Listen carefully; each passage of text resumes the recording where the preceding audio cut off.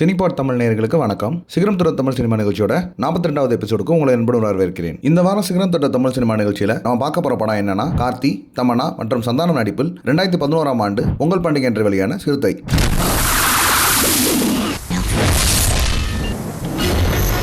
Rathnavel Pandian IPS, first posting Tirunelveli, Tamil Nadu.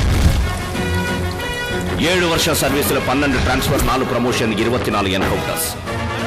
எங்கேயும் எவனுக்கும் compromise ஆகல.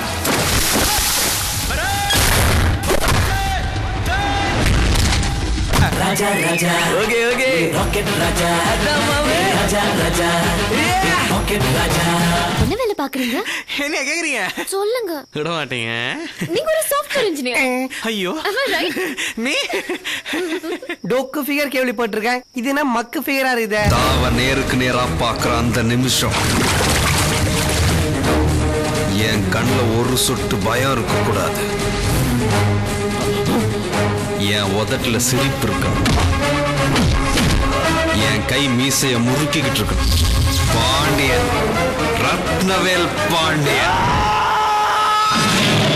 இயக்குனர் சிவா சிறுத்தை படத்தை டைரக்ட் பண்ணியிருக்காரு. K.A. ஞானவேல் ராஜா இந்த படத்தை தயாரிச்சிருக்காரு. இந்த படத்துல நடிகர் கார்த்தி பிக் பாக்கெட் திருடன் மற்றும் காவல்துறை அதிகாரின்னு இரட்டை வேடத்துல நடிச்சிருக்காரு. அது மட்டும் இல்லாம நடிகர் கார்த்தி இரட்டை வேடத்துல நடிச்ச முதல் படம் சிறுத்தை தாங்க. தெலுங்குல ஏற்கனவே வெளிவந்த விக்ரமார்கூடு படத்தை தழுவி தமிழ்ல எடுத்த படம் தான் சிறுத்தை படங்க. தெலுங்குல ரவிதேஜா, அனுஷ்கா செட்டி மற்றும் பிரம்மானந்தம் நடிச்சு அசத்திருப்பாங்க. மக்கள் மத்தியில முதல்ல 2008ஆம் ஆண்டு விக்ரமார்கூடு படம் தமிழ்ல கார்த்தியை வச்சு ரீமேக் செய்யப்படும் என்ற செய்திகள் வெளிவந்துச்சு. அதே சமயம் தெலுங்குல நடிச்ச அனுஷ்காவே இந்த படத்திலையும் கதாநாயகி நடிப்பாங்கன்னு சொல்லப்பட்டுச்சு. தலைநகரம் படத்தின் சூரஜ் இயக்குனராக இருப்பார் என்று பேசப்பட்டு வந்த நிலையில ஜீவா நடிச்ச தென்னாவட்டு படத்தை இயக்கிய VV கதிர் இயக்குனராக அறிவிக்கப்படலான்னு பேசப்பட்டுச்சு. ஆனா நடிகர் சிவகுமார் கார்த்தியை ஆக்ஷன் ஹீரோவா முத்திரப்பதிப்பதற்கு முன்பு வலுவான கதாபாத்திரங்களில் நடிக்குமாறு அறிவுறுத்தியதனால அந்த திட்டம் கைவிடப்பட்டுச்சு. ஆனா கார்த்திக்கு இது மனசுல உறுத்தலாவே இருந்திருக்கு. இது எப்படியாவது எடுத்துறணும்னு இந்த படத்தினுடைய திட்டத்தை 2010 மீண்டும் துவங்குறாரு. இதுக்கு அப்புறம் தான் சௌரியம் மற்றும் சங்கம் போன்ற படங்களை இயக்கிய சிவா தமிழ்ல சிறுத்தை படத்தை இயக்க இயக்குனராக அறிமுகமாறாரு. இயக்குனர் சிவா வந்ததுக்கு அப்புறம் தான் பையாவுக்கு அப்புறம் தமன்னா கதாநாயகியா தேர்ந்தெடுக்கப்படுறாங்க. தமன்னா கார்த்தியோட நடிக்க போறாங்கன்னு அறிவிச்சதுக்கு அப்புறம் தமன்னா கார்த்தி கிசுகிசு விவகாரம் மேலும் சூடு பிடிக்க ஆரம்பிச்சது. ஏற்கனவே பையா படத்துல ஜோடி சேர்ந்து நடிச்ச கார்த்திக்கும் தமன்னாக்கும் இடையில கெமிஸ்ட்ரி ரொம்ப நல்லா ஒர்க் அவுட் ஆயிருக்கு அப்படின்னு மக்கள் மத்தியில பரவலா பேசப்பட்டு வந்துச்சு. ரெண்டு பேரும் திருமணம் செஞ்சுக்க போறாங்கன்னு கிசுகிசு வர ஆரம்பிச்சது. இதை உறுதி செய்யும் விதமா தமன்னா பொதுவெளி நிகழ்ச்சியில பத்திரிகையாளர்கள் அவங்க கிட்ட இந்த கேள்வியை முன் வச்சப்போ அவங்க பதில் சொல்லாம நயானித்தனமா சிரிப்போட நழுவிட்டாங்க. ஆனா இந்த கிசுகிசு உடைக்க விதமா ஏப்ரல் 29, 2011ஆம் ஆண்டு கார்த்தி ரஞ்சினிங்கிற பெண்ணை திருமணம் செஞ்சுக்கிட்டாரு. எப்பவும் கார்த்தியின் கதை தேர்வு கொஞ்சம் வித்தியாசமா தாங்க இருக்கும். அந்த மாதிரி சிறுத்தை படத்தோட கதை தேர்வும் கொஞ்சம் வித்தியாசமான ஒண்ணு தாங்க.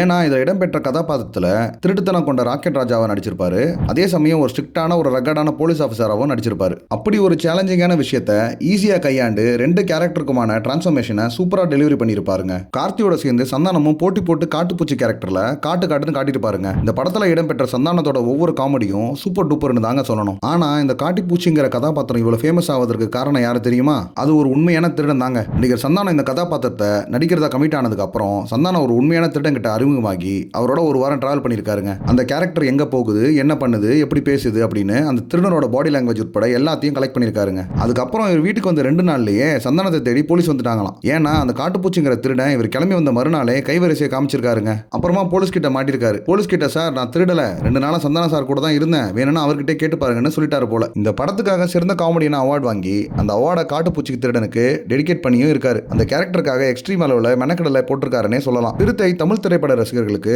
ஒரு தை திருவிழா கொடையாக வெளிவந்துச்சுன்னே சொல்லலாம். இது ஏராளமான காதல், நகைச்சுவை, அதிரடி மற்றும் உணர்ச்சிகளை கொண்ட ஒரு ஆடம்பரமற்ற வணிக படமா இருந்துச்சு. இது ஒரு நடிகராக கார்த்திக்கு ரொம்ப பொருத்தமான படம்னே சொல்லலாங்க. இது தமிழ் சினிமால ஒரு நடிகரா அவரது நிலையை உறுதிப்படுத்துறது மட்டும் இல்லாம அவர் பாக்ஸ் ஆபீஸ்ல பெரிய ஈர்ப்பையும் பெற்றாருங்க. 13 கோடி செலவில் எடுக்கப்பட்ட சிறுத்தை படம் 30 கோடிக்கு மேல வசூலை பெற்று சிறுத்தை படத்தோட வெளிவந்த ஆடுகளம் படத்தை முறியடித்து பாக்ஸ் ஆபீஸ் ஹிட் கொடுத்துச்சுங்க. இசையமைப்பாளர் வித்யாசாகர் இசையில அடி ராக்கம்மா மற்றும் நான் ரொம்ப ரொம்ப ரொம்ப நல்ல புள்ள இல்ல போன்ற பிரபலமான பாடல்கள் உட்பட 5 பாடல்கள் இடம்பெற்றுள்ளன. இப்படத்தில் பணியாற்றிய அனைத்து ஜாம்பவான்களுக்கும் இயக்குனர் சிவா அவர்களுக்கும் குறிப்பாக கார்த்தி அவர்களுக்கும் சினிபாட் தமிழ் சேனல் சார்பாக ஒரு பிக் சல்யூட். மீண்டும் இது போன்ற ஒரு நல்ல திரைப்படத்தோடு சிகரம் தொட்ட தமிழ் சினிமா நிகழ்ச்சியில சந்திக்கலாம். இந்த தொகுப்பு உங்களுக்கு பிடிச்சிருந்தா சினிபாட் தமிழ் சேனலை சப்ஸ்கிரைப் பண்ணுங்க, லைக் பண்ணுங்க, பெல் பட்டனை கிளிக் பண்ணுங்க. நன்றி, வணக்கம்.